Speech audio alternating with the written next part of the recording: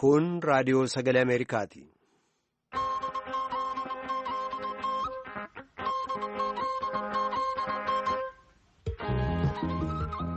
Raadiyoon sagalee Ameerikaa wixataa qabee haga jimaataatti galgala keessaa sa'a lamaan walakkaa jalqabee haga sa'a sadiitti meetir baandii 1925 irratti Waashingtan DC irraa akka dabarsu sagantaa afaan Oromoo amma jalqaba.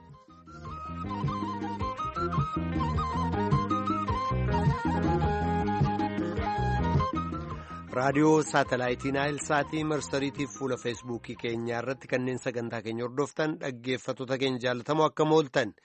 Kibxataa Agayya 27 bara 2019 akka lakkoofsa Itoophiyaatti immoo Agayya 21 bara 2011 keessummeessaan keessan Raannamoo Daandiiti.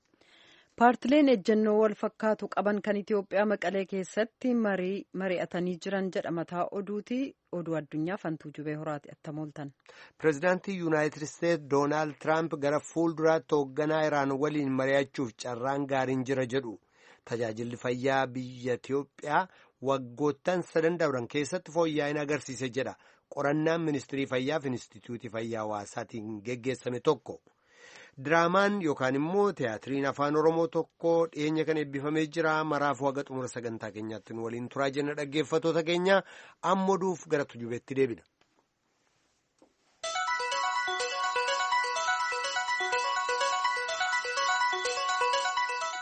Addi bilisummaa uummata Tigraay Wahaatii fi addi bilisummaa Oromoo paartileen fakkaatan aangootti deebi'uuf adda siyaasaa haaraa uummatanii dhaabolee wal fakkaatan walitti qabaa jiru jechuudhaan miseensi mana maree Ideeppaaf dura ta'an duraanii obbo Liddatuu Ayyaalew dubbataniiru. Miseensonni walitti dhufeenya kana hanqina sirna waggaa 27 darbanii guutuu mannaa fedhii rakkoo haaraa uumuu fidanii dhufaa jiru jedhan. Kun immoo biyyattii rakkoo daran hamaa keessa buusaa jedhaniiru. Wahaatiif paartilee kanneen biroon kan irratti hirmaatan heera biyyaaf sirna federaalaa irratti mariin qophaa'e Maqalee keessatti geggeessamaa jira. Qarshii miliyoona 100 fi miliyoona 30 ol ijaarsaaf maashinota bituuf baasiin ba'ee hanqinni dhiyeessii humna ibsaatiin kan ka'e hojiitti seenuu dadhabuu isaanii magaalaa Dasseetti kan argaman toora investimentii adda addaa irratti namoonni bobba'uuf sochii eegalan beeksisaniiru. Namoonni kun maallaqa miliyoonaan lakkaa'amu bifa liqaan baankiidhaa fudhatanii hojiin waan hin eegalaminiif kasaaraa itti dabalaaf saaxilamuu isaanii dubbatu. Mootummaan naannoo akkuma damee investimentii jiruun ilaalee gaaffii dhiyeessii humna ibsaaf walduraa duubaan deebii kennuuf kan yaalu ta'uu beeksiseera. Dhimmisaa kan isaan ilaallatu waajjirri humna ibsaa Itoophiyaa rakkoo kana furuuf hanqinni maallaqaa guddaan kan isa mudate ta'uu ibsee jira. Gaaffii mirga dimookiraasii uummataa kan yeroo dheeraa gufachiisuu kanneen barbaadaniif jijjiirama kana duubatti deebisuuf warri barbaadan fedhii dhaloota irraan deebi'a. Fedhii daldaloota siyaasaa cimsee kan mormu ta'u obbo Daakkalee Lammisoo kan hoogganamu sochiin walabummaa Sidaamaa har'a ibsa baaseen beekseera. Sochiin walabummaa Sidaamaa ibsa kenneen hanqina naamusaa guddoodhaan hooggana dhaabichaa keessaa namoonni ari'aman gaaffii uummata Sidaamaa gufachiisuuf socho'aa jiru jedhee jira jedha Yoonaattaan Zabdiyoos Hawaasaarraa. Waashingtan kaartuumiin toora biyyoota shororkeessummaa deggeran keessaa utuun baasiin dura Yuunaayitid Isteetsi mootummaan ce'umsaa Sudaan cichanni mirga namaa dimookiraasiif nageenyaaf qabu itti dhiyeenyaan to'ataa jirti. Gabaasaa Niikching jaallannee dhiyeessa. Gamlameen mootummaa keessatti guutummaatti ni hirmaatu taanaan nuti si haga danda'ametti hatattamaan tarkaanfannaa jedhan aangawaan ministirii dantaalaa Yuunaayitid Isteetsi. Muummichi ministeeraa haaraan kan Sudaan Abdallaa Hamdok hayyuu diinagdee beekamaadha. Amma immoo hoogganaa mootummaa ce'umsaa Sudaan ta'uudhaan kakatanii aangoo qabatan. Hamdok waan sirrii ta'e mara dubbatanii jiru ka jedhan aangawaan ministirii dantaalaa Ameerikaa ka biraan immoo waadaa mootummaan ce'umsaa seene dhugaa ta'uusaa hordofuu jalqabnaa jedhaniiru. Mootummaan ce'umsaa inni haaraa kun akka mootummaa siviilitti hojjechuuf waadaa seenaniin mirga dhala namaa walaba ta'anii yaada ofii ibsuu kabajuu isaanii akkasumas gargaarsi dhala namaa akka dhaqqabuuf haala mijeessuu isaanii arguu feenaa jedhan. Aangoonni Yuunaayitid Isteetsi akka jedhanitti Hamdookii fi mootummaa isaa quunnamuu isaaniitti abdii horataniiru. Garuu Jeneraal Mohaammed Dagaaloo yookaan Hemedet maqaa jedhamuun kan beekaman sanarraa yaaddoo qabu. Namni kun seenaansaa wal keessa Uummanni Sudaanis inni nama sirriidhaa yaada jedhu hin qaban jedhan aangawaan gameeyyiin ministirii dantaa alaa Ameerikaa kun. Sudaan diinagdee ishee daddaaqaa jiru fooyyessuuf waggootii dhufan 2 keessatti gargaarsa biyya alaa doolaara biliyoona 8 akka barbaaddu ibsitee jirti. Aangawoonni Yuunaayitid Isteetsi akka jedhanitti Sudaan tarree maqaa biyyootii shororkeessummaa qindeessanii keessa waan jirtuuf Yuunaayitid Isteetsi karaa dhaabbatoota maallaqaa kan addunyaas haa ta'u ofii dhuunfaadhaan gargaaruuf danqamtee jirti. Pireezidaantii Sudaan duraanii Albashir egaa aangoorraa bu'anii baatii 4 booda himata malaammaltummaadhaan mana murtii duratti dhiyaataa jiru.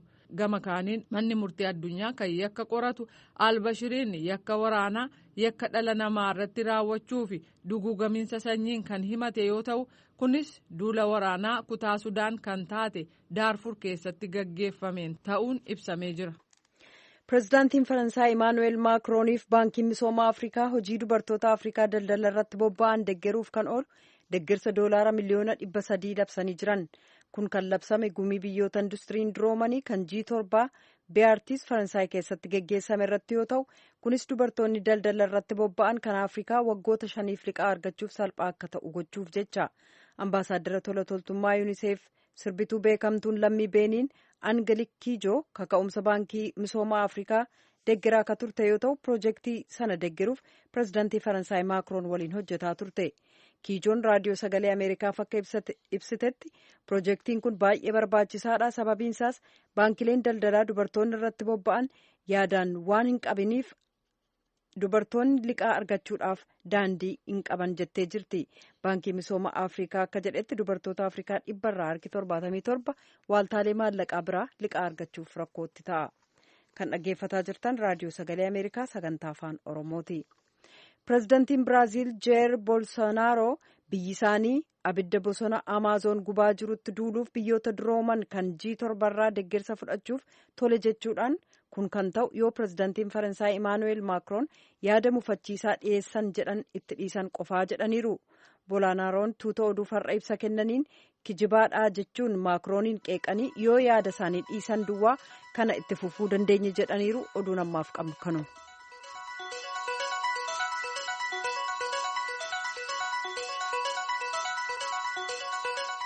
Kan dhagaa jirtan as Waashingtan DC irraa kan dabru raadiyoo sagalee Ameerikaa sagantaa afaan Oromooti.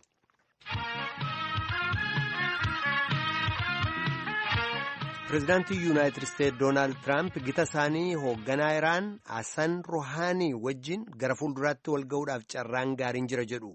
Biyya Faransaay magaalaa Beeyartis bakka korri waggaa biyyoota dureeyyii G7 jedhamanii itti geggeeffamaa jirutti arra ganama pireezidaantii Faransaay Imaanuweel Maakroon waliin ibsa gaazexeessotaaf kennan irratti kana dubbatan. Yuunaayitid Isteetsi akka lammiiwwan Iraan huggura dinagdee jalatti gidirfaman hin feetu. Garuu immoo akka biyyattiin meeshaa niwukileeraa qabaattuun barbaaddu jechuudhaan dubbatan Tiraamp. Gabaasaa Zalaatkaa Huk jaalanneetu dhiyeessa. Tiraamp pireezidaantii Iraan waliin dubbachuuf waliigaluun kun kan dhaga'ame pireezidaantii Faransaay Maakroon ministirii dantaalaa Iraan Jaavaad Zaariif waliin ega dubbatanii booda. Pireezidaantiin Faransaay waliigaltee waa'ee niwukileera Iraan kan bara 2015 tolfame akka lubbuu dheeratu hedduu yaalan. Kunis pireezidaantiin Ameerikaa Tiraamp waliigaltee sana keessaa yeroo ba'anitti ture. Tiraamp waliigalteen sun Iraan irraa kan hafe biyyootii waliigaltee sana keessa jiraniif gaarii mitii jedhu.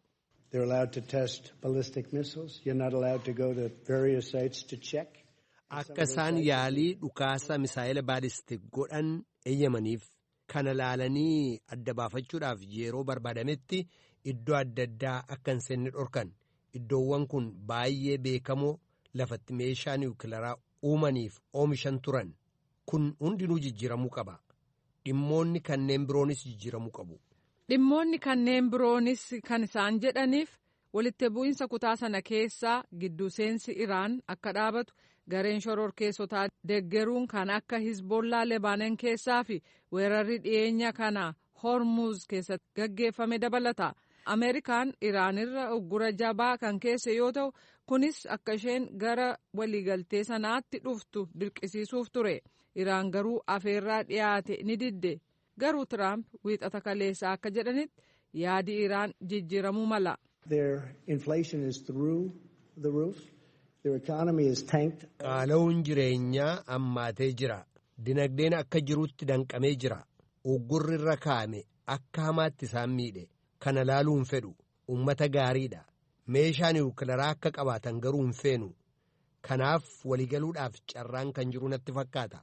Pireezidaantiin Faransaay akka jedhanitti biyyi isaanii Iraan waliin dubbachuutu Tiraampii fi Rohaaniin akka wal argan haala mijeesse torbanneen dhufan muraasa keessatti waliigalteerra ga'u yoo ta'e arguuf jirraa jedhan Macron. Je suis toujours très prudent, il faut être très humble. I am still very cautious, but I think this puts a stop to the escalation. Of eeggannaadhaan ilaalaa jirra garuu kun haalli hammaachuu dhaaba. Kana malees waan akka kaayyootti qabannee kaane akka fiixaan ba'u karaa saaqa. Rohaaniin akka jedhanitti hoogganaa kamiyyuu wajjin wal arguuf qophiidha. Kunis yoo biyya isaanii ni gargaara ta'eefi. Even if the odds of success are not 90%. Milkaa'inni argamu dhibba keessaa harka 90 ta'uu baatus harka 20 yookaan 10 argamnaan fuulduratti tarkaanfachuun ni danda'ama. Kanaaf carraa kana dhabuun feenu. Muummichi ministeeraa Biriteen Booris Johnson haala kana simatanii jiru. Gabaasaa ittaanutti ceena dhaggeeffatoota keenya Zaadiin Kaamil dargaggeessa umrii waggaa 18 bara kutaa 12ffaa magaalaa Walqixxee keessatti barataa jiru. Hojiilee waa uuminsaa yookaan immoo kalaqaa tajaajila adda addaa kennuu danda'an 28 hojjetee beekamtee argatee jira. Tsaayidaamxootu gabaase. Izaddiin Kaamil dargaggeessa ganna 18ti. Umurii isaa ganna 14 irraa eegalee hanga yoonaatti hojiilee kalaqaa tajaajila garaagaraatiif ooluu danda'an 28 hojjeteera. Dargaggeessi kun akka dubbateetti barataa kutaa 4 ta'ee barnoota saayinsii naannoo wayita baratutti jechi barsiisaan isaa osoo barsiisuu gurra isa seene bu'uura hojii isaa kanaa akka ta'eef dubbate. ለመጀመሪያ ጊዜ በማግኔቲክ ተመሳሳይ የማግኔት ዋልታዎች ይገፋፋሉ ተቃራኒ ሲሆኑ ደግሞ yeroo jalqabaatiif kallattiin maagneetiin wal fakkaataan wal dhiibaa kan faallaa ta'e immoo wal harkisa jechuudhaan yeroo barsiisaan nu barsiisu maaliif yaaleen dhugoomsu jedheen kaartoonii fayyadamee konkolaataa kalaqee keessaan maagneetii tokko alaan immoo kan biraa yeroon itti butu yeroo kallattii wal fakkaataan itti siqu gara fuulduraatti deema ture yeroo gargar ta'an immoo wal harkisa gara duubaatti deebi'a ture yaadrimee kanaan immoo konkolaataan akka walitti hin buune dhorkuun ni danda'ama. Izaddiin barataa kutaa 12ffaati. Naannoo kibbaa magaalaa Walqixxee kutaa magaalaa Gubar jedhamu keessatti guddate. Hojii kalaqaa kan tajaajila kennuu danda'u kan eegale umurii waggaa 14 irraa haa ta'u malee hanga yoonaatti beekamtiif badhaasa dhaabbilee mootummaa fi miti mootummaa hedduurraa argateera. በትምህርት ቤት ደረጃ 2 ሰርቲፊኬት ተሰጥቶኛል። በከተማ በተዘጋጀ የኢኖቬሽን ውድድር ለ3 ተከታታይ ዓመታት አንደኛ ወጥቼ 3 mana barumsaatti waraqaa ragaa lama argadheera. Sadarkaa magaalaatti dorgommii kalaqaa waggaa waggaan yeroo 3 qophaa'e irratti hirmaadhee tokkoffaan ba'e. Waraqaan ragaa 3 naaf kennameera. Dorgommii hojii kalaqaa sadarkaa naannootti bara 2011 qophaa'e irratti tokkoffaa ba'ee laaptooppiif waraqaa ragaa argadheera. Gara sadarkaa biyyoolessaatti yeroon dhufu immoo dorgommii bara 2010 National Science Fair Competitions dorgomee lammaffaan ba'e kalaqa geemoo yookaan istooviitiin. Agammaatti koompiyuutara laaptooppii 15 yeroo adda addaatti badhaafameen jira. Bakki dargaggeessi kun jiraatu tajaajila teeknooloojii kan akka intarneetii, koompiyuutaraaf hojiilee kalaqasaaf immoo galtee wantoota ta'an dhiyeenyatti argachuudhaaf mijataa hin turre kan jedhu Izaddiin meeshaalee tajaajilli isaanii dhumatee fi gataman funaanuun kaan ammoo gatii xixiqqoodhaan gara Finfinnee deemuun bakka meeshaaleen caccabaan itti gurguramanii bitatee mul'ata isaa dhugoomsaa akka ture dubbate. Kalaqa dargaggeessi kun hojjete keessaa muraasni kan jiruuf jireenya namaa guyyaa guyyaa waliin hidhata qabudha. Bilbila harkaa kophee irratti akka humna ibsaa argatu. Balaa ibiddaa tasa mudachuu danda'u to'achuudhaaf kan tajaajilu meeshaalee mana keessatti ittiin nyaata bilcheeffatan gemmoo yookaan istoovii osoo hin dhaamsin yoo dagatan bilbila harkatti qabatanii deemaniin fayyadamuun dhaamsuuf kalaqa kanneen biroo rakkoof battalatti furmaata ta'an akka hojjete turtii raadiyoo sagalee Ameerikaa waliin taasiseen eereera. Hojiilee kalaqaa Izaddiin hojjete keessaa balaa tasaa ibiddaan qaqqabuu danda'u to'achuudhaaf fayyadu X-Fire jechuudhaan maqaa kan itti moggaase. Tajaajila gurguddaa 3 kenna. Jalqaba irratti ollaan akka birmatuuf iyyanaa birmadhaa dhageessa. Itti aansees maatii mana sanaa namoota 10 ta'aniif bilbila. Sadaffaa irratti ittisa balaa ibiddaa bira bilbila. Garuu hanga qaqqabanii ibidda ka'e to'atanitti kaarboon daayooksaayidii biifaa tura. Akka ibiddi sun hin babal'anneef kan jedhe Izaddiin hojiilee kalaqaa kanaafis imbaasiin Ameerikaa Finfinneetti argamu beekamtii akka kennee fi akkasumas immoo badhaasa maallaqaa birrii 300 argadheeraa jedhe Izaddiin. Dargaggeessi kun dhaabbilee garaagaraarraa beekamtiif badhaasa argateera. Garuu kan muummee ministeeraa Itoophiyaa Dr. Abiyyi Ahimad irraa argate galaa imala hojii kalaqaa akka ta'uuf dubbate.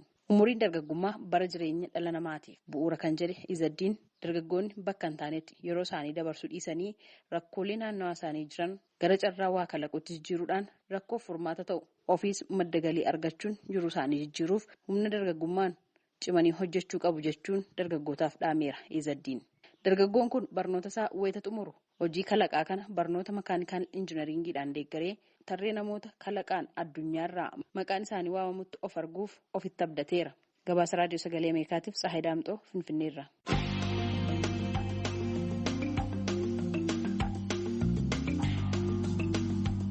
Gabaasa addaa qabna dhaggeeffatoota keenya tajaajilli fayyaa biyyaa Itoophiyaa waggoottan 3 dabran kana keessatti fooyya'insa agarsiisuusaa qorattoonni dhiyeenya kana qorannaa geggeessan beeksisanii jiru. Qorannaan kun ministirii fayyaa fi Inistituutii Fayyaa Hawaasaatiin geggeessame. Muktaar Jamaaltu gabaase. Qorannaan haala uummataa fi tajaajila fayyaa Itoophiyaa taasifame kun ministeera eegumsa fayyaatii fi Inistituutii Fayyaa Hawaasaa Itoophiyaa waliin ta'uudhaan dhaabbileen deeggartootaa isaan tumsaniitiin tajaajilli fayyaa haalli waliigalaa isaa fooyya'insa agarsiisuu isaati. Qorannaan kun kan akeeke keessaa xiyyeeffannaan isaa rakkoo haawwalii fi daa'imman irratti xiyyeeffatee du'aatiin sadarkaa kanaan mul'ataatiin ture akkaan gadi bu'u hojiileen gama fuulduraatti hojjetamanillee jajjabeessuu fi xiyyeeffannaa kan barbaadan ta'uudhallee gama hundaanuu irratti akeekameetiin jira jedhame. Qorannaan kun kan waggaa 3 taasifamu yoo ta'u inni kun guutuu isaa osoo hin ta'in kan sadarkaa gadaanaatiin walakkaadhaan hojjetameedhalleedha jedhame. Buufatoota qorannoo 305 abbootii warraa 8,663 irratti xiyyeeffatamee qorannaan waliigalaa taasifamuu isaatillee akeekameetiin jira. Kaayyoon qorannaa kanaa guddaansaa waliin ga'iinsa tajaajila fayyaa hawaasaa qaawwaa isaa beekuudhaan ciminaa fi hanqina adda baasuudhaan akka ta'ellee ibsameetiin jira. Qorannaa sadarkaa biyyaalessaatti taasifame kana naannoleen hundii fi bulchiinsi magaalaa Finfinnee fi Dirree Dhawaallee irratti xiyyeeffatamaniitiin waliin hojjechuutu dubbatame. Ittaanaan hoogganaa biiroo fayyaa Oromiyaa Dr. Mangistuu Baqqalallee qorannaa kana keessatti akka Oromiyaatti qabxii irratti of laallee qabnaadhaan Raadiyoo Sagalee Ameerikaatiif dubbataniitiin jiru. Jalqaba isaatirraa kaasee biiroo keenya wajjiniin mariidhaan kan gaggeeffamaa ture ta'uusaa hundi keenyaa ni beekna. Waggaa qorannoon kun hojjetamaa tures ministeerris nu beeksisee beekamtii keenyaan gaggeeffame jechaadha. Waggaa haala raawwii isaa waggaa ilaallu baay'ina uummata nuyi qabnuu fi dhaabbilee fayyaa nuyi qabnuun haala nuyi keessa turre sanis giddu galeessa godhattee saamuunni fudhatame xinnoo kan yeroo biraatirra gadi bu'aadha. Garuu nuun ibsa jechuu hin dandeenyu. Kan amma jiru haala naannoon keenya keessa jiru ibsuu kan danda'u jedheetu fudhadhe. Qabxii qorannaan kun agarsiiseen haawwanni gama buufata fayyaa deemaniitiin dahan 50% ga'uu isaatu dubbatame. Hordoffiin fayyaa haawwan ulfaa waggaa 3 dura 62 ture. Amma 74 kan qaqqabe yoo ta'u haawwan ulfaa ogeessa fayyaa leenjii qabuun tajaajila argachuudhaaf waggaa 3 dura 28 kan ture ammatti 50 gaheetiin jira jedha qorannaan kun. Daa'immaniif talaallii garaagaraa kennuudhaan wal qabatee ammallee yoo xiqqaate daa'imman walakkaadhaa olii kanneen talaallii hin arganne ta'uu agarsiisa. Qorannaan dhimma uummataa fi tajaajila fayyaa Itoophiyaa ministeerri fayyaa seektaroota isaa waliin qindoomeetiin taasise kuni waggaa 3 dura daa'imman 39tu talaallii argataatiin kan ture yoo ta'u ammatti hadhallee taanaan daa'imman talaallii argatan 43 hin caalle. Talaalliin daa'immanii kan gara biraa farra dhibeelee 5 jedhameetiin beekamullee taanaanii fooyyaatii agarsiise malee waan galmaan gahee hunda wal dhaqqabsiisee jedhamuu miti jedhan daa'imman 61 qofatu argata. Qorannaan kun qabxiileen isaatii fi bu'aan gadi bu'aa haa fakkaatu malee dhugaa jiru kan agarsiise gara fuulduraatitti caalmaa hojjechuudhaafillee eessatti qaawwi jiraadhaan xiinxaluudhaafillee kan karaa namaa banuudhaan kan dubbatan mana baree bakka bu'oota uummataa koree dhimma hawaasummaa keessatti birqii fayyaa irratti kan hojjetan obbo Iddoosaa Addunyaati. Namoota muuxannoo qabaniin qorannoo gaggeeffamedha. Ragaa funaanamee of eeggannoon hojjetamedha. Akka ragaatti ragaan kun ragaa qabatamaadha. Ragaa isa dhugaa agarsiisudha isa jedhuun ilaala. Waan kanan dura xiinxalaa turre wajjin gamaggamaa turre wajjin wal bira qabnee ilaallu garaagarummaan ragaa bu'aasaa in mul'ata. Inni kun fuulduratti wanta ilaalamee sirrachuun irra jirudha. Amma kan ji'aan dhufuu fi waggaa waggaadhaan xiinxalli sirriinis gamaggamaa deemnu wal bira qabnee ilaallu garaagarummaa daataa ni mul'ata. Inni kun akka ministeera fayyaattis akka qaama ilaallatuuttis ilaalamee wanta sirrachuun irra jirudha. Nuufillee bu'uuraa wanta nama arge kun nuuf bu'uuraa. Garaagarummaa daataa jechuun akkami? Garaagarummaa daataa jechuun amma wanti ji'aan dhufu jira. Ji'aan gara ministeera fayyaatti dhufee isaan immoo sadiin gara gabaasa turerraa hin xiqqaate moo guddata? Inni kun hin xiqqaata, inni sun guddata. Qulqullinni gabaasa inni sanaatti nama shakkisiisa jechuudha inni kun jechuun. Kanaaf inni kun immoo haala saayinsawaadhaan wanta qindaa'ee fi ragaa of eeggannoon funaaname waan ta'eef gara dhugaatti waan dhiyaatuuf garaagarummaa daataa sana jiraachuu isaatti wanta hubadhummaa akka ilaalaa turetti jechuudha. Daa'imman umrii sabiyyummaatiin qancaruudhaan wal qabateetiin haalli nyaataa isaanii rakkoo guddaa biyya Itoophiyaatti mul'atuudhaan illee qorannaan kun lafa kaa'eetiin jira. Bara 2008tti dhibbantaa 51 olii daa'imman sababa hanqina nyaataatiin kan qancaran yoo ta'u inni kun amma gadi siqee dhibbantaa 37 dhaqqabuu isaatu dubbatame. Qorannaa kana labsaniitiin ifa kan taasisan ministeera eegumsa fayyaa Dr. Amir Amin waliin gahinsa tajaajila fayyaa biyya Itoophiyaa fooyya'insa guddaa kan irratti mul'ataatiin jiru bu'aalee nama jajjabeessanillee kan ittiin galmaahan jedhaniitiin jiru. ይሄ አጠቃላይ በዚህ 3 ዓመት ወይም ባለፈው 5 ዓመታት የሰራ ነው። በተለይም ደግሞ እንደሚታወቀው የሄልዝ ሴክተር ትራንስፎርሜሽን ፕላንን ከ4 ዓመት በፊት ስንጀምረው ኢንፎርሜሽን ሪቮሉሽን ወይም የመረጃ አብዮት ብለን መረጃ ማጥፋት አለብን። ትልቁ በሽታ የውሸት ሪፖርት ነው። Hojii waggoottan 3 fi 5 darban keessatti hojjetaatiin turre hojumaata odeeffannoo walabaa diriirsuu ture. Dhibeen keenya guddaan ammoo rakkoo ragaa sobaati. Haaromsa kana hojjechuudhaaf ammoo teeknooloojiidhaan deeggaramuu fi namoonni tokko tokkoon ragaa haala murtee kennuu dandeessisuun fayyadamuu qabu. Qorannaan kunis bu'aan inni agarsiise kan akkasii waan ta'eef baay'ee itti gammanneetiin jirra. Qorannaan kun ragaa kana dura dhiheessaatiin turre irraa garaagarummaa guddaa qaba. Sadarkaa biyyaalessaatti dhibbantaa 10 fi sadarkaa naannoleetti ammoo dhibbantaa 30 garaagarummaa agarsiisuu danda'eetiin jira jedhan Dr. Amir Amin. Waliin gahinsi tajaajila fayyaa Itoophiyaa akkaataa garaagarummaa fageenyaa fi teessuma lafaatiin haqa irratti kan hin hundoofne turelleedha jedhan. Magaalaa fi baadiyaan gammoojjii fi baddaan haala tokkoon tajaajila fayyaa walqixa hin argatanii ilmaan haadha tokko sadarkaa garaagaraan tajaajilamu jedhan. Inni kun dhawaataan kan walitti siqaatii fi furamaatiin dhufe ta'uu garuu gara fuulduraatti wantoonni hedduun kan irratti hojjetamuudhaaf nama akeeku akka ta'ellee ibsaniitiin jiru. Gabaasa raadiyoo sagalee Ameerikaatiif qindaa'e Muktaar Jamaal Finfinneerraa. Kana gaajitanas Waashingtan DC irraa kan dabru raadiyoo sagalee Ameerikaa sagantaa afaan Oromooti.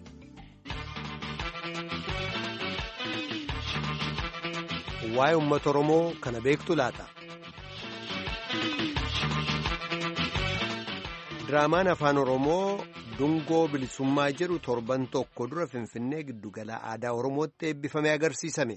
Barreessaan tiyaatirii yookaan dooyichaa Rabbirraa Daadhii dooyin kun dhimmoota siyaasaa kan hawaasummaaf dinagdee akkasumas falaasama Oromoo kan of keessaa qabu ta'uu dubbata. Namni beekamtiin utuu hin taane beekumsaan madaalamuu qaballee jedha. Barreessichaaf namoonni hojii tiyaatirichaa keessatti qooda fudhatan tiyaatirichi seenaarratti hundaa'uunsaa adda isa godha jedhu Tsaayidaamtotu gabaase. Tiyaatirri afaan Oromoo Dungoo bilisummaa jedhamu Finfinnee giddugala aadaa Oromootti eebbifameera. Tiyaatira kana kan barreesse Rabbirraa Daadhiiti. Tiyaatirri kun seenaa dhugaa irratti kan xiyyeeffatedha kan jedhe barreessaan kun seenaan tiyaatira kanaa Oromoon waggoottan arfan darban keessa maal akka dabarse amma maal keessa akka jiruu fi Oromoon fuulduratti maalitti akka deemu kan akeekudha jedhe barreessaan tiyaatirichaa Rabbirraan.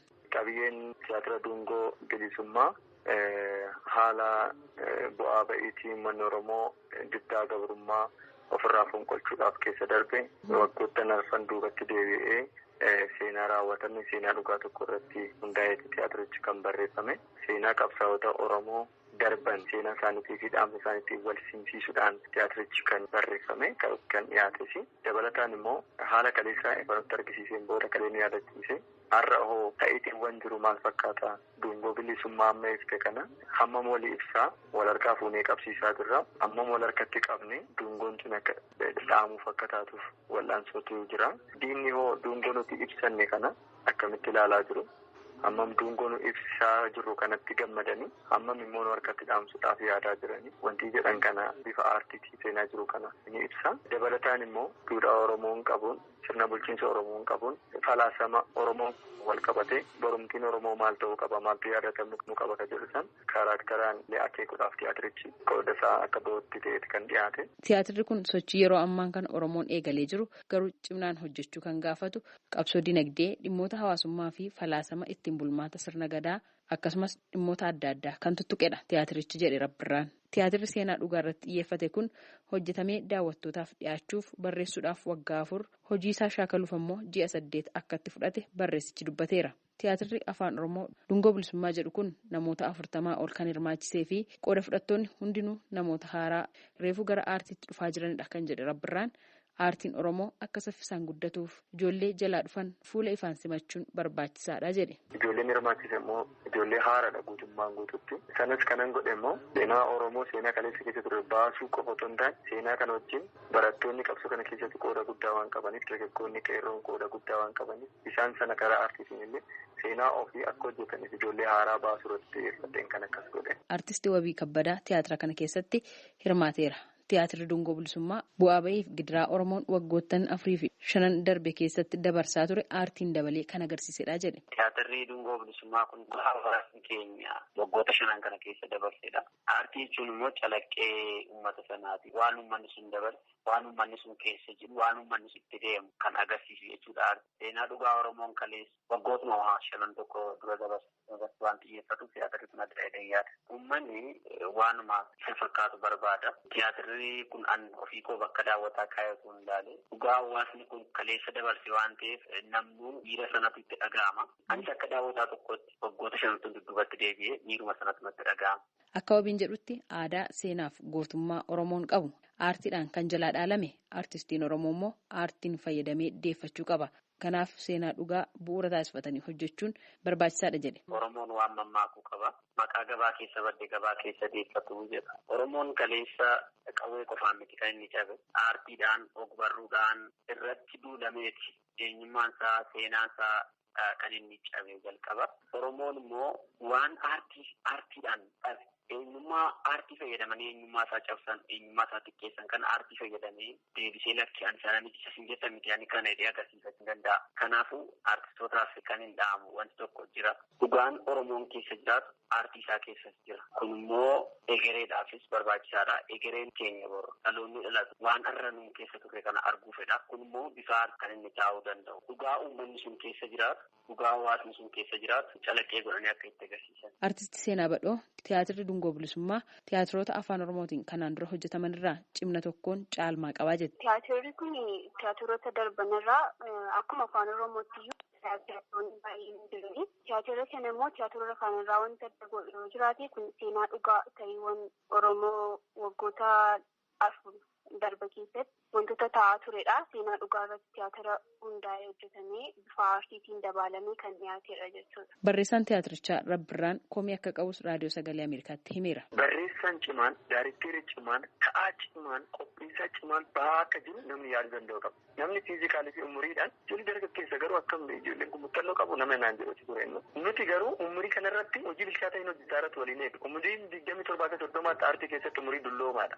Kanaaf sadarkaa sanatti wal madaaluu miti. Nama guguddaan hirmaachifne ijoollee baay'inni isaanii jedhamus hin ta'u ijoolleen waan guddaa hojjechuu danda'an sadarkaa Hooliwud irratti warra wantoota guddaa umurii 15, 16, umurii 25 riikardii adda addaa cabsan irratti aartii irratti nutillee akkasitti yaaduu qabna. Eeberu beekamaadhaa beekamaa miti kana dhiisuu qabna. Walii tubuu qabna. Hojii qeequu qabna. Waliif qeequu, wal jajjabeessuu, hojii walii wal sirreessuu qabna. Gara miidiyaatiin kan jiru, gara namoota bebbeekamoodhaan namoota dhageettii qabaniin kan jiru. Mucaan kun eenyutu hin taane hojii isaa ilaaluudhaan dursa kennu. Ani hojii koo keessa mul'achuu qaba malee hojii kootu na ibsu qaba malee ijaa kana armaan dura dhaga'ee hin beekuun nan ibsu. Kanaan booddee na dhaga'uu danda'a waan ta'eef kanarratti haa xiyyeeffanne. Aartiin Oromoo akka guddatuuf namni hojii aartii keessatti hirmaatu jalqaba beekamaa ta'uun madaalli ta'uu hin qabu. Qulqullinaaf sadarkaa inni ittiin hojicha hojjete madaallii ta'uu qabaa jechuun Rabbirraa Daadhii barreessaan tiyaatira Dungoo Bilisummaa dubbateera. Gabaasa Raadiyoo Sagalee Ameerikaatiif Tsahaay Daamxoo Finfinnee. Dhaggeeffattoota keenya sagantaa keenya kanumaan xumurraa amma sagantaa afaan Amaaraatu itti fufaa gama keenyaan nagaatti jenna boru walitti deebina.